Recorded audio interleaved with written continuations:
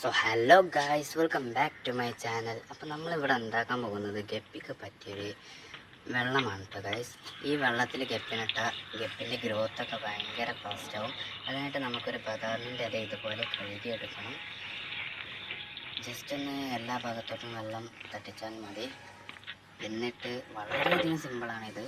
എന്നിട്ട് നേരെ ഇതുപോലൊരു ബക്കറ്റിൽ ഞാൻ ഓൾറെഡി ഉണ്ടാക്കി വെച്ചിരിക്കണേ അതേ കൂടി ഇതേമാതിരി ഇറക്കി വെക്കുക. എന്നിട്ട് നമ്മൾ ഇറക്കി വെച്ചതിൽ കൊതുക് മുട്ടയിടാതിരിക്കാൻ നമ്മൾക്ക് ഒരു തുണി കൊണ്ട് മൂടാം.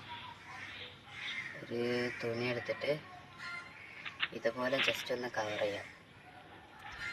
എന്നിട്ട് അതിൻ്റെ സൈഡൊക്കെ ഇതുപോലെ ഒന്ന് ക്ലീനാക്കി ഒന്ന് നല്ലപോലെ ആക്കിയതിന് ശേഷം ഒരു ഇഷ്ടിക അല്ലെങ്കിൽ ഒരു കല്ലെടുത്തിട്ട് അതിൻ്റെ മേലിലോട്ട് വെക്കുക.